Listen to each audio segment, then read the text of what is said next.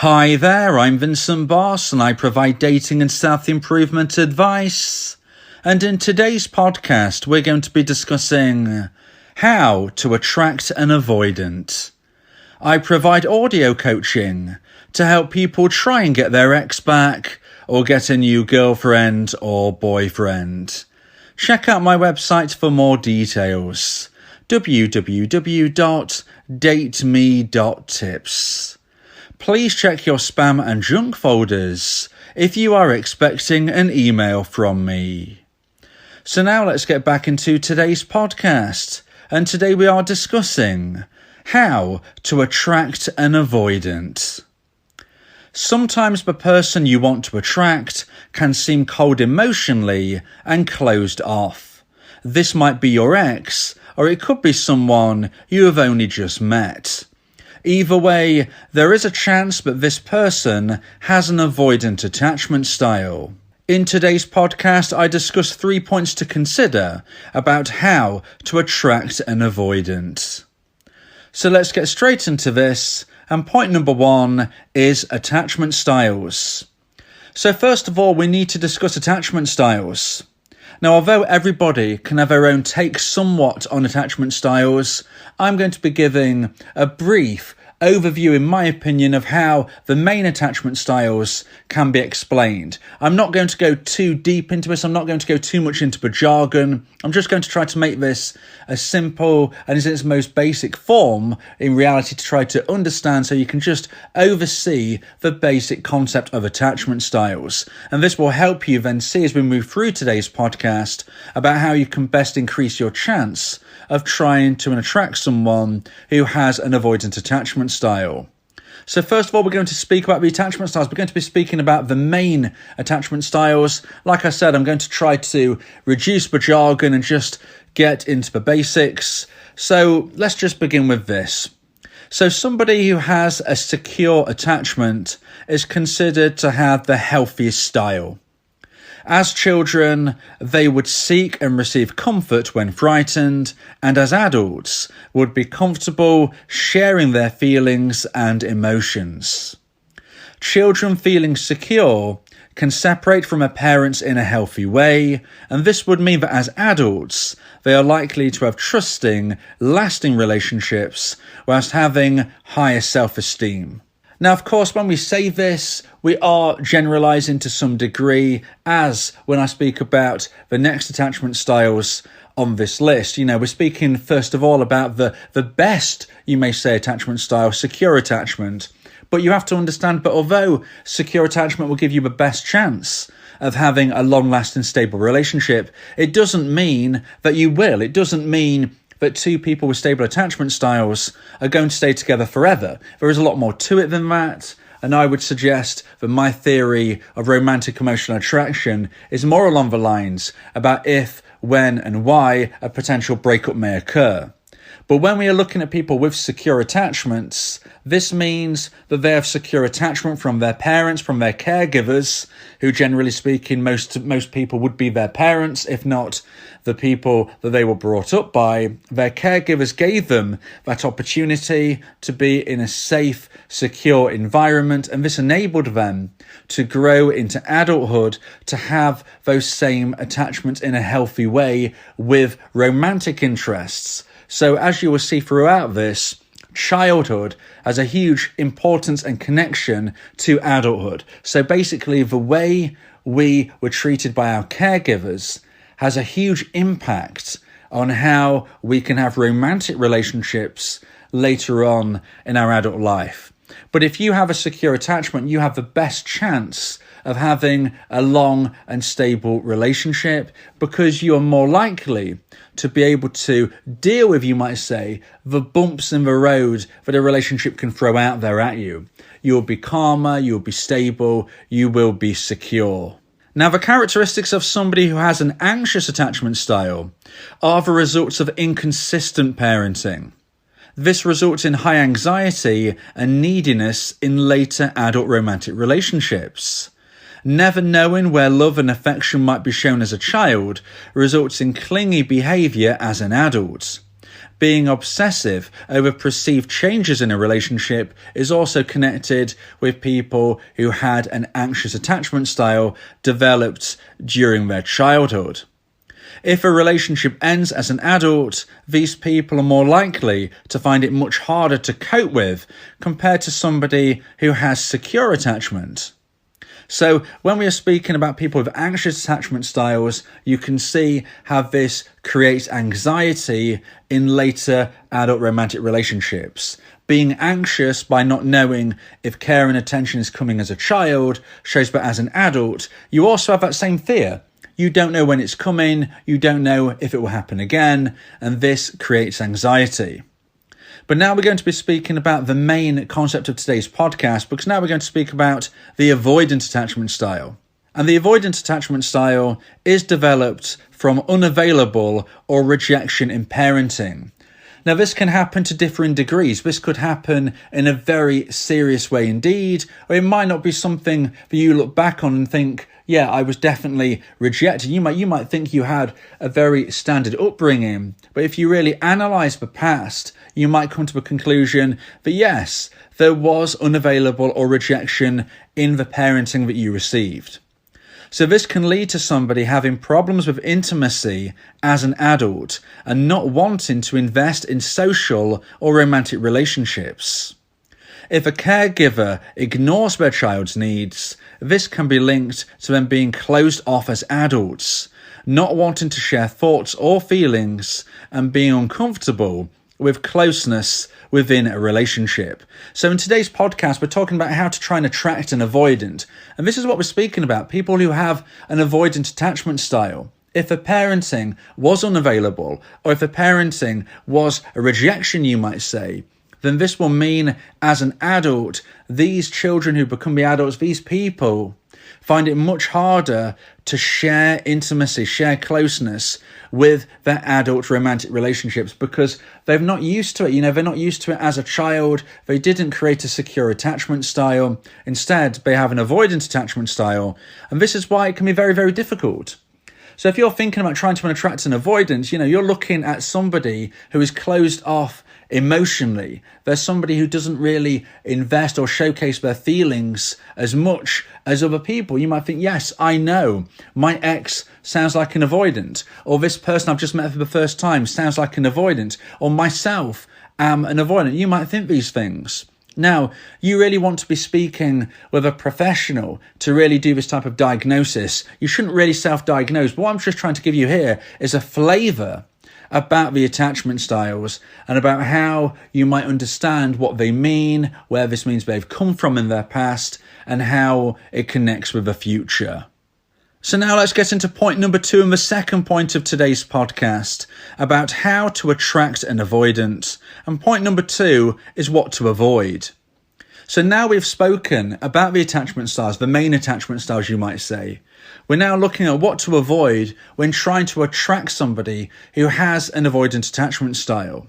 And what I would say here is that you need to make sure that you aren't chasing, and you aren't trying to speed up a potential connection. Because this could really scare off somebody who is an avoidant because they're not used to this type of concept. They don't want to be rushed. They need to really have a slow understanding of what is going on in your mind, in their mind, and let things build up slowly. Now, generally speaking, I don't suggest chasing in any way, shape or form. It doesn't matter what attachment style the person has. But in certain instances, especially if you're trying to attract somebody new, there is an element of pushing forward and moving forward. And when you are considering this with an avoidant, you just need to tread more carefully. You need to make sure that you're also not being icy cold. And this is the balancing act. Because on one hand, I'm saying, don't chase too much, don't make yourself showcase somebody who is trying to really push something forward really, really quickly. But on the same hand, I'm also saying, don't be icy cold. Because as a child, this person would likely have experienced icy cold parenting or an upbringing in that kind of way. And I certainly don't suggest you bring this up to them because they might disagree with what you're saying. They might not feel it's that way. This is not going to help. So just keep this to yourself and please don't self-diagnose. But if they are a true avoidant, they likely experienced icy cold upbringing, okay? And an icy cold upbringing would mean that this is something that although they're kind of used to, you need to be showing them that there is another way. So you need that balancing act. Don't chase them and scare them off, but don't be icy cold. You need to be kind of in between those two extremes. If you can avoid these things, if you can avoid being icy cold, if you can avoid chasing too much, you will give yourself a good opportunity to really speak to the unconscious mind of this person, not just the conscious. So now let's get into point number 3 and the final point of today's podcast about how to attract an avoidant. And point number 3 is what can help. Now, before I get into what can help, it's important for me to say there is no 100% guaranteed way of attracting anybody. Okay, attraction is not a choice. Attraction is not something that somebody decides that they want to feel, okay? This is something which happens in your unconscious mind. This is something which is based on romantic emotional attraction. This is something which is not a decision made where somebody thinks clearly, yes, I want to feel attracted to this person. It's something which happens from within. So there is no guarantee of being able to attract somebody. Now, if this person is your ex, there is certainly no 100% guaranteed way to get your ex back. Okay, I say that in lots of other podcasts as well. So please understand that this is what can help. It's not something that's going to definitively work because there is no guarantees. That being said, being consistent and reliable is a great way to really try and build the trust of an avoidant. Again, this of course fits in with anybody. You want to be consistent, you want to be reliable with anybody you meet. However, somebody who has an avoidant attachment style is likely to feel very wary of new connections, and even people that they've known all their life, as we spoke of previously, have probably shown them the cold shoulder. You need to be consistent and reliable. Showing a positive, happy, carefree and fun attitude, as much as realistically possible, is something else which can also help. Now, it's not always possible to be happy, carefree and fun. You have to be a real person. You have to showcase the 3D version of yourself, which isn't always happiness and light. However, be these things as often as possible, and this will certainly help. Being positive, showing that not everybody is cold, showing that not everybody's out to get them, showing that everybody is not going to be trying to let them down. You can be somebody who is different. Showing this attitude in a slow and steady way. You know, I would always suggest that attracting an avoidant really is slow and steady wins the race. Okay, you're unlikely to be able to just rush somebody into a relationship who is an avoidant. It's probably not going to work with most people, generally speaking, but avoidants in particular are very unlikely to feel comfortable with this type of rush because they don't really know in their own mind how they feel, and it's very hard for them to really show their emotion, whether they're speaking, whether they're showing it physically. This type of intimacy, this type of emotion, these type of feelings, it's very, very hard for them to express. Now, if you also want to try to help somebody who is an avoidant, and this is something which you can't do initially because they're going to be thinking, why are you saying this to me? I don't know you, or, stop sticking your nose into my business. But if you truly know somebody, if you actually get back into a relationship with them or get into one for the first time, or maybe you are friends with an avoidant, or maybe you are an avoidant, getting professional help can be the support you need to try and work through your anxieties, work through your childhood, and try and change that attachment style into something a little bit more secure. Okay, some people don't believe you can change attachment styles. I believe that with professional help, you can certainly improve the situation, but you do have to go back to the past. You do have to concentrate on those difficult times and work through them.